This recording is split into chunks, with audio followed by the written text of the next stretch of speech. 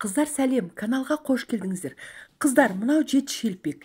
Жеті шелпек бұл бар ғой, маған бұны орталық Қазақстаннан болса керек, Айша Ысқақова деген қыз жазыпты. Атбасар, Колутан, Макина деген жерде міне тура осылай пісіреді екен. Жылқының сорпасына дәмін енді қыздар мен айтып жеткізе алмаймын. Міне қараңыздаршы, өте керемет. Рахмет Айша. Егер тыңдап отырған болсаңыз, сізге көп рахмет. Атыңызда Айша, Айша бибінің құрметіне қойса керек. Міне, үзілгенін қараңыздаршы, қыздар. Өте керемет. Мен осы керемет шелпекті көргенмін негізінде. Бірақ та маған оның рецебін айтпайтын. Бірақ негізі көргем осы шелпекті. Бірақ именно жылқының сорпасы екенін каким-то образом жасыратын. Міне қыздар.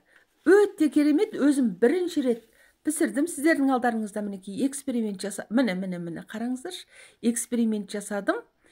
Ендеше қазір осыны пісіретін боламыз, қыздар. Арнадан алыстамаймыз, өкінбейсіздер, қыздар. Дәмі де керемет, және бұл қатпайды. Жылқының сорпасына иленген жеті шелпек. Ең бірінші не істедім? Ең бірінші, мінекей, қайнап жатқан жылқының сорпасы. Майын міндетті түрде алып тастаңыздар, қыздар. Өйткені ол өзі сұйық майға қуырылады ғой. Бетіндегі майын алып тастап, мінекей, ыстық сорпаны құйып аламыз. Бірінші сүзіп аламыз. Содан кейін осы ыстық қалпында апарып, ұнның үстіне құямыз. Ұнымыз міндетті түрде жартылай піссін. Ыстық сорпаға. Содан кейін кішкене қант қостым, бір жұмыртқа қостым. Жақсылап тұрып илейміз. Заварной тесто болды біздің тестамыз, қыздар. Содан кейін кішкене иленіп ыңғайға келген кезде оны столдың үстіне түсіріп алдым. Содан кейін әдеттегі қамыр қылып иледім. Қамырымыз жұмсақ болсын, қыздар. Өте жұмсақ болсын, Мінекей өстіп ыңғайлап алғаннан кейін кішкене бірталай уақыт илеңіздер, қыздар, бірталай уақыт илеңіздер. Уақыт таямаңыздар. Міне, ыңғайлап алғаннан кейін оны асты үстіне ұн сеуіп, әдеттегідей. Оны целлофан мешокпен жауып, 30-40 минутқа тындырып қойып қоясыздар. 30-40 минуттан кейін біздің қамырымыз дайын. Алып шықсаңыздар болады. Мінекей өздеріңіз көріп тұрғандай, бұл қолға жеңіл жабысып жатыр. Қолымызға жабысып жатыр. Жүп-жұмсақ өйткені. Енді бұны есіп, шамамен үлкен бауырсақтың үлкендігіндей етіп, кесіп аламыз, қыздар.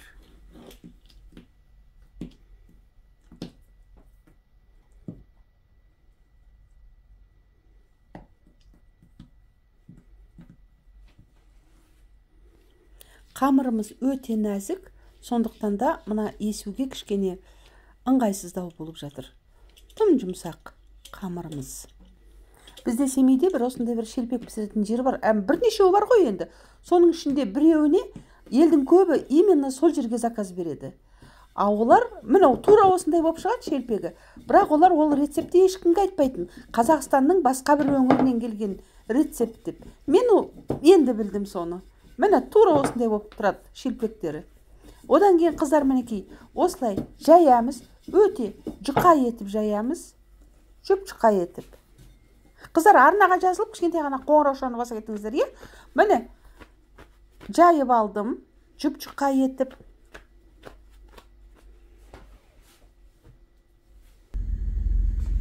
Қатты қызып тұрған майға былай салып кеп жібереміз дағы.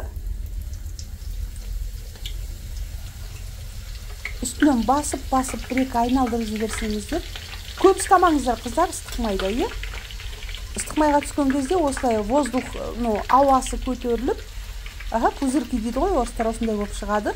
Сол кезде келесі жағын аудара қойып, алып аласыздар майдан. Жақсылап тұрып майын сорғытыңыздар, қыздар. Газеттің үстіне қойсаңыздар, тіптен жақсы болады.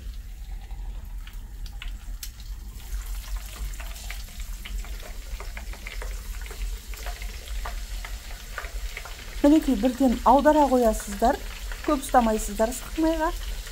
пішпей қалады деп қорықпаңыздар қыздар. Бұл өзі негізінен ыстық сорпаға үйленген, жартылай піскен ұны. Міне осылай аударып, тағы да үстінен басып жіберіп, немесе аударып жіберіп ала қоясыздар.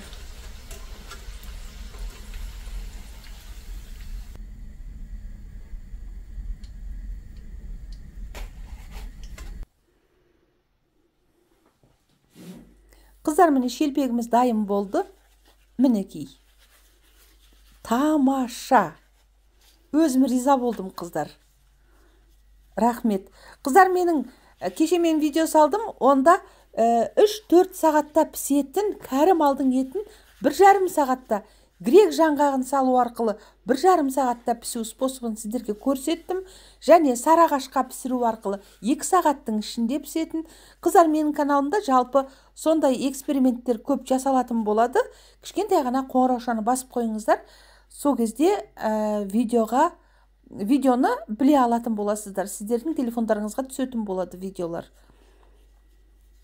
Қыздар, білгендеріңізбен бөлісіп отырыңыздар, комментарийға жазып отырыңыздар. Сіз білгенді елдің бәрі біле жүрсін. Сізге рахметін айтады. Біле жүрсін, қыздар. Білгенімізбен бөлісейік, жазайық комментарийға. Пока, қыздар. Пока.